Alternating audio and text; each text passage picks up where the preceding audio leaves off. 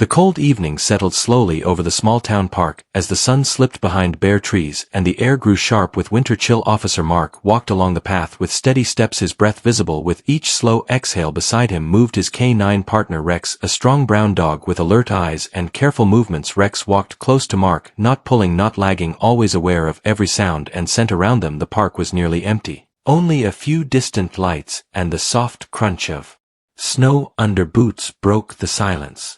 Mark had worked this route many times before, and most nights passed without trouble. He trusted Rex completely because the dog had proven again and again that his instincts were never wrong. Rex was trained, disciplined, and calm. He never barked without reason and never acted without purpose. That was why Mark felt at ease, even when the night felt too quiet.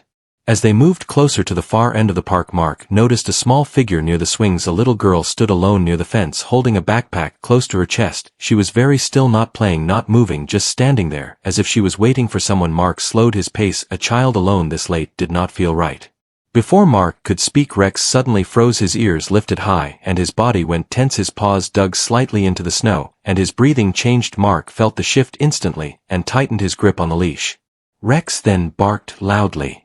The sound cut through the silence, sharp and urgent. It was not his normal alert bark. This one carried fear and warning mixed together. Rex pulled forward hard, his eyes locked on the little girl. He barked again and again, his whole body straining toward her.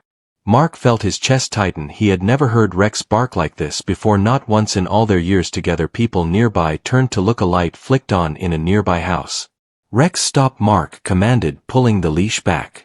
Rex did not listen. He barked louder, pacing in short, tight circles, his tail stiff, his focus unbroken. The little girl flinched, but did not run. She stayed where she was, her face pale, her arms wrapped around herself. Mark moved quickly, stepping between Rex and the child, trying to calm the situation. He knelt slightly, keeping his voice low and steady. "Hey, it is okay," he said softly. The girl looked up at him. Her eyes were wide and tired. Her lips trembled as if she wanted to speak, but could not. Her jacket looked thin for the cold night, and her shoes were damp with snow.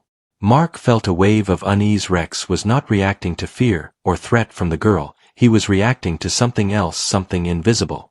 Rex stepped closer, still barking and whining now. His nose moved quickly near the girl's jacket and backpack, as if searching. His paws scraped the ground as he shifted his weight back and forth, unable to settle.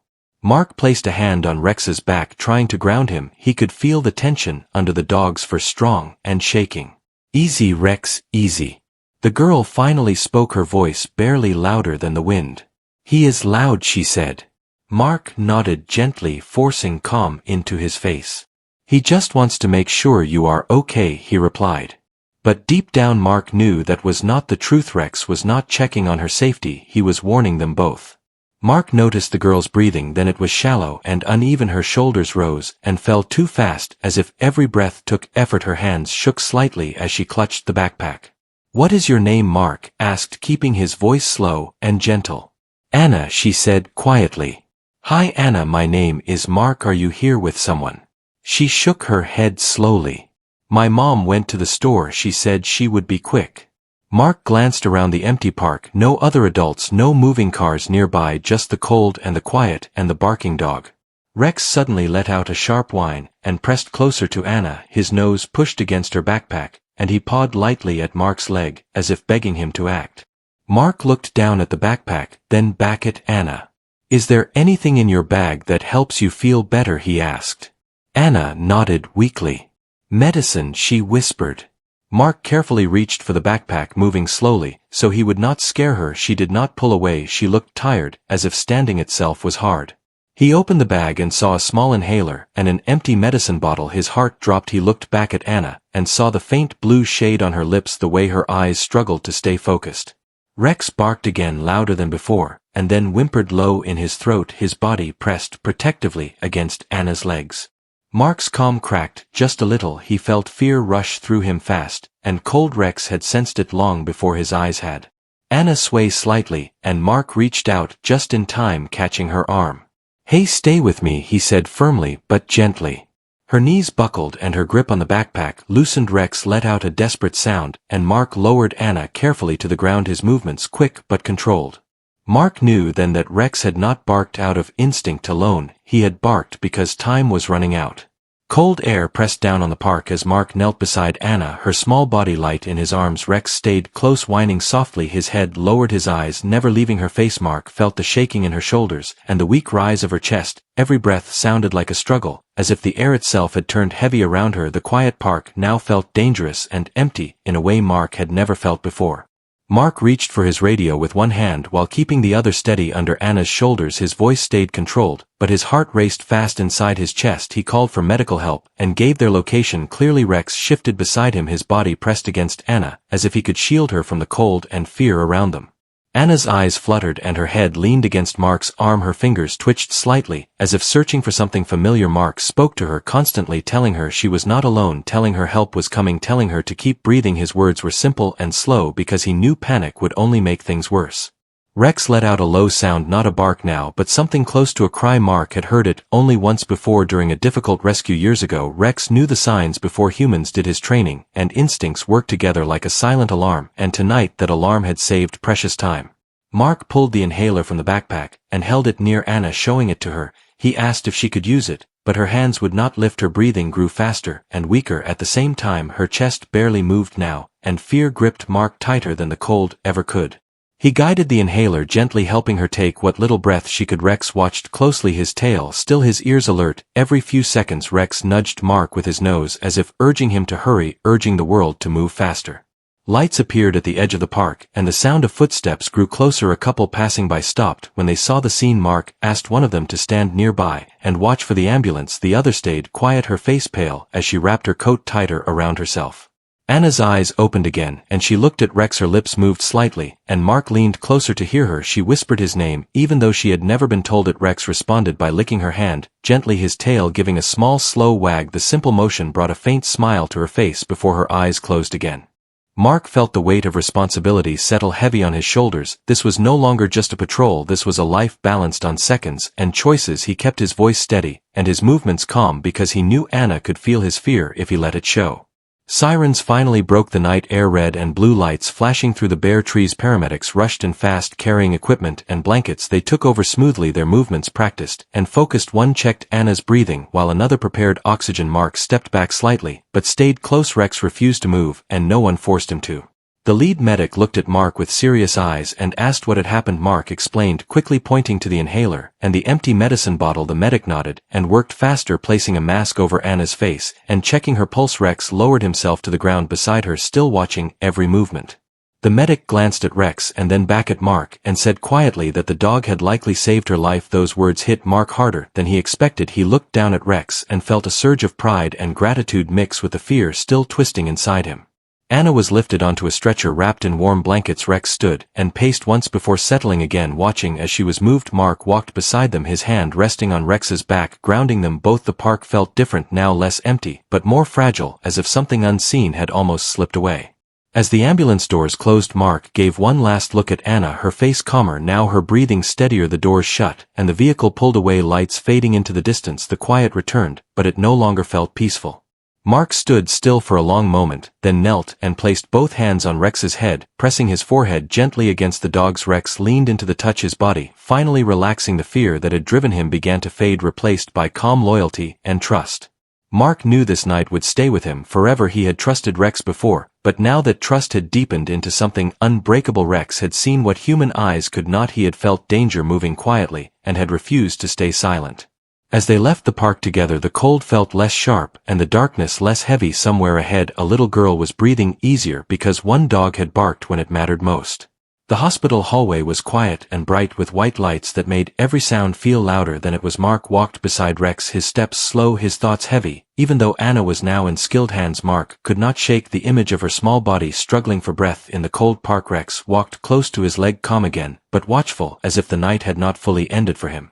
They were asked to wait near the emergency room doors while doctors worked inside. Time moved slowly there, measured not by clocks but by the rise and fall of Mark's chest, and the soft sound of Rex breathing beside him. Mark sat down on a bench and rested his elbows on his knees, his hands clasped tight. Rex lowered himself at his feet, his head resting against Mark's boot. Mark replayed every moment in his mind. Rex freezing, Rex barking, the sound filled with urgency, the way Rex had refused to stop even when ordered. He had trusted Rex before, but now he understood something deeper. Rex had not been breaking rules, he had been answering a call that only he could hear. A nurse passed by and paused when she noticed Rex. She smiled softly, and asked if he was the dog who brought the little girl, and Mark nodded quietly. The nurse said the doctors were doing everything they could, and that Anna was stable for now. The word stable felt like a fragile gift, and Mark held onto it tightly. Minutes later a woman rushed down the hallway, her face pale, her coat half-buttoned, her eyes searched wildly, until they landed on Mark and Rex. She stopped suddenly, her hands shaking as she asked about her daughter. Mark stood quickly, and explained everything slowly, choosing his words with care. The woman covered her mouth and tears fell freely as relief and fear mixed together in her expression. She knelt in front of Rex without hesitation and hugged him gently, thanking him again and again. Rex stayed still, accepting the affection quietly, his tail moving in small steady motions. The woman looked at Mark and said she had only stepped away for a short time, never imagining such danger. Mark listened and nodded, knowing that guilt often follows fear.